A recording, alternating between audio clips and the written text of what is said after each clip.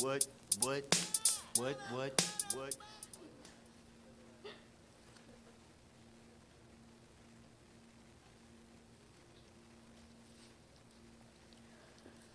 What do you when you what do you want to be when you grow up? I think we have all heard that a lot.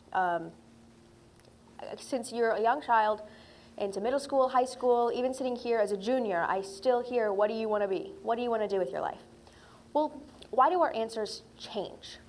From being a little kid to saying, I want to be an artist, to now saying, well, I don't really know.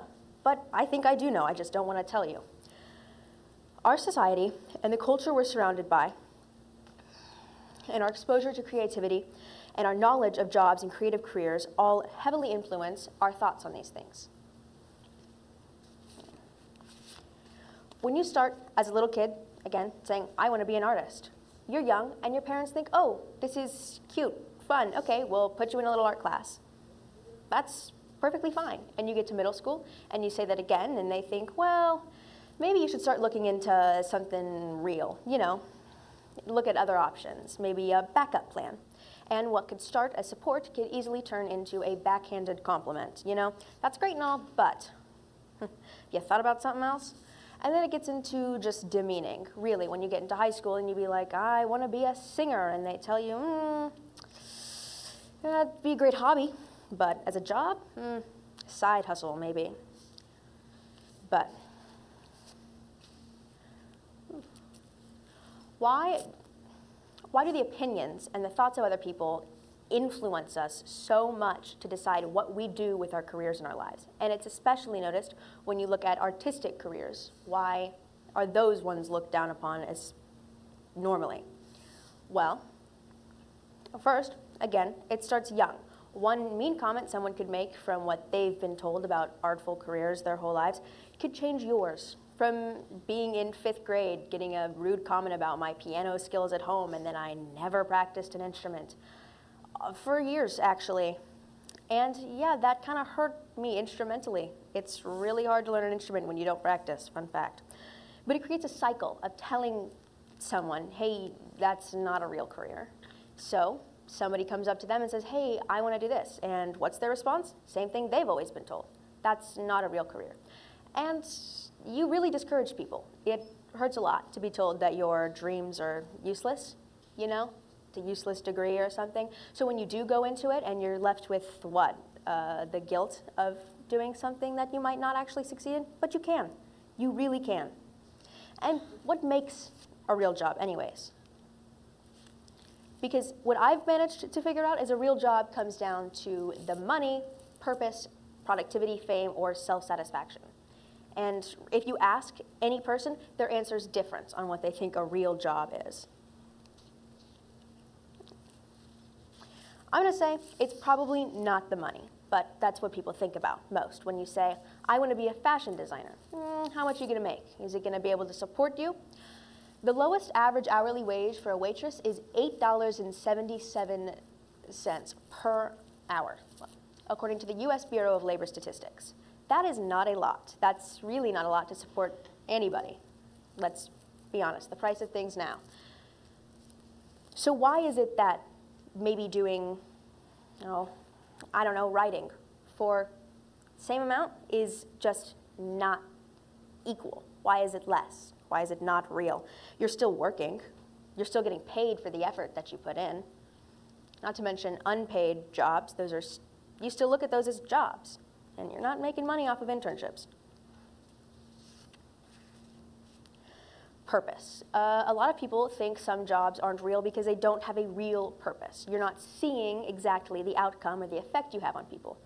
Like a teacher, maybe. They see what the effect that they have on children, and you don't do that when you're an artist. The painting you put up, you're not watching everybody. It's especially, you look at a doctor. They see the good that they do. You don't do that when you're a photographer. You don't see what your photos make people feel. And I don't know, just because you can't see it doesn't mean it's not there. Look around at our school. There are photos of us taken by a photographer, maybe even a student photographer, probably, up on those walls, and you look at those and you say, hey, I know that person. You know, it brings life to this school, because if you didn't see people like that, you know, whether they'd be graduated seniors or friends or even yourself up on those walls, this place would be boring. Imagine if it was all the same color and there was nothing cool or fun. It'd be a prison. Another thing people assume, especially with creative jobs, that makes it a real job is fame. That success is what gets you the job. I would say that it's not, because usually when you're, say, a high school student trying to do something for a job and someone says, well, are you going to be able to get famous off of that? They're not famous. Person telling you that, probably not famous. But they're successful, right? They're living their own lives. They're providing for themselves. They are, in every meaning of the word, succeeding, and their face is not on a billboard. So what's the difference? And also, as a lot of with people considering success to equal fame, a lot of people don't consider that the success comes from work.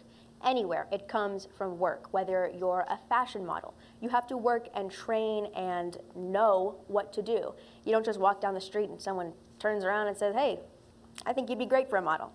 It doesn't work like that. Self-satisfaction. Happiness also isn't required for a real job. Again, people work customer service jobs that I'm sure they don't appreciate. And they're still there. It's still a job.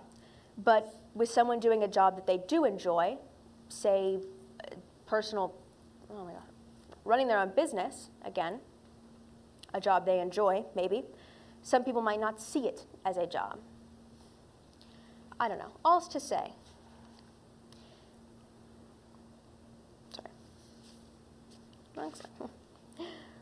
Also say what makes a job comes down to person. And I don't think that we should be marginalizing a real job based off of our own opinions. Because really, if you want to look at it from the stability standpoint of, you know, is that going to keep you steady? You're going to be able to provide for yourself on that? The answer is probably yes, as with most jobs. Sometimes you might need more than one, but what can you do?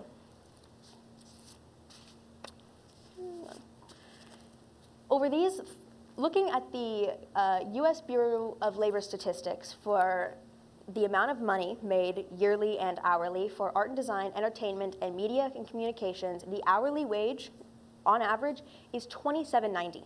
Again, if we look back at the waitress hourly wage, it was $8.77 for the entire United States. Already, there's a difference, and these are still looked down upon. Art and design. The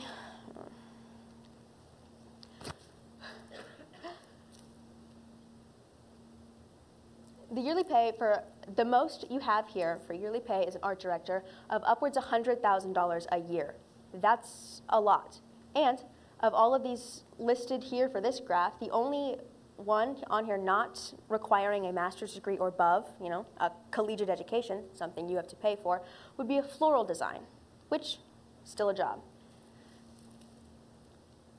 Same with entertainment. It's a little harder to get information on entertainment because the specific categories for jobs of actors, dancers, and musicians is varying from person to person, place to place, job to job. It's difficult. But music directors and producers and composers also need a college education to get the money that they make.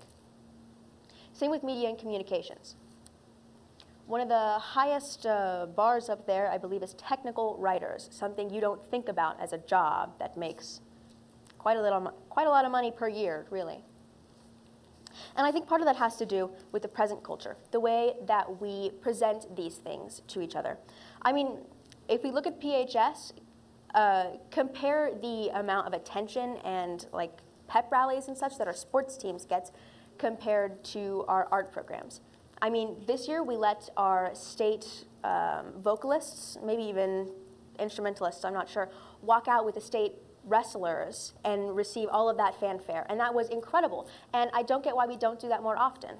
But we are, though, doing so much better than some schools. Some schools don't even have some of the opportunities we have, like a theater program. And that culture, not knowing that, not knowing that you can do that and seeing that around you, it can change what you want to do.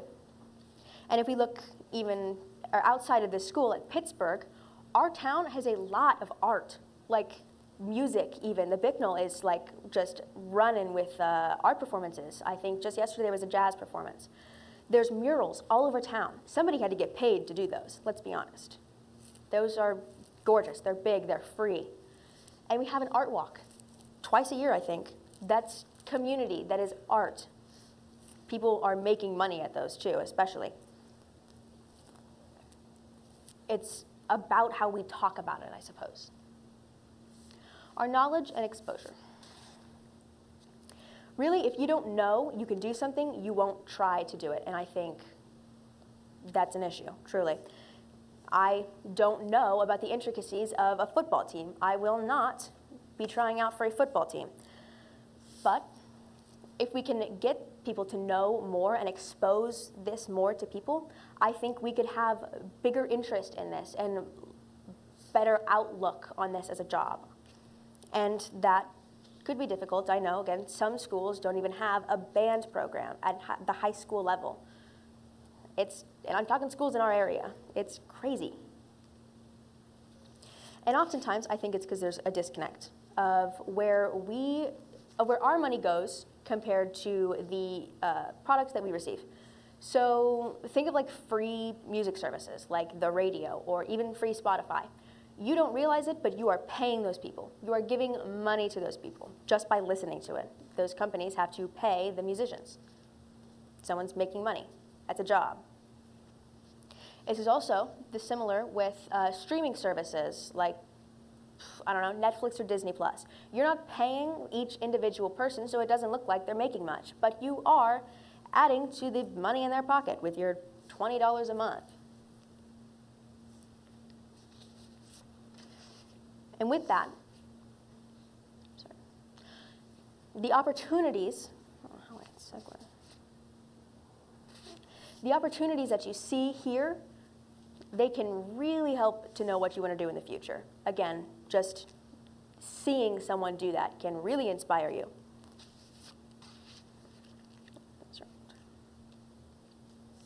On to solutions. To making artful careers appear more, I don't know, like real jobs, because they are.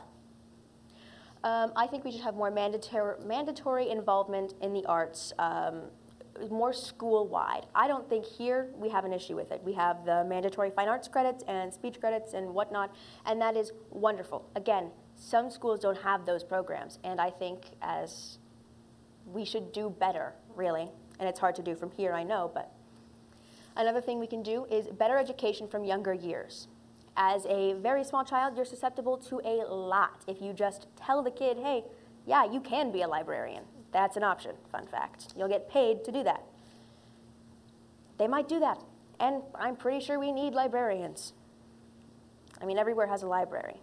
Look at it. Another thing that we could do is to stop thinking of things as real jobs. They're all jobs, even if the ones you don't get paid for, like chores or something. And this goes back to something that they push on young children and middle school and high school and all of this, the think before you speak. If it's not nice, don't say it. If someone's telling you what you want to be, don't tell them that's an awful idea. I think it's common sense. But art matters, really. What we see here, our school, it is brought to life by the art just down the hall. I believe there was an art show not too long ago. The pictures on the wall were taken by an artist. The paintings, we see the bricks. That is art. That is us leaving our mark, and it matters. That is all. Thank you.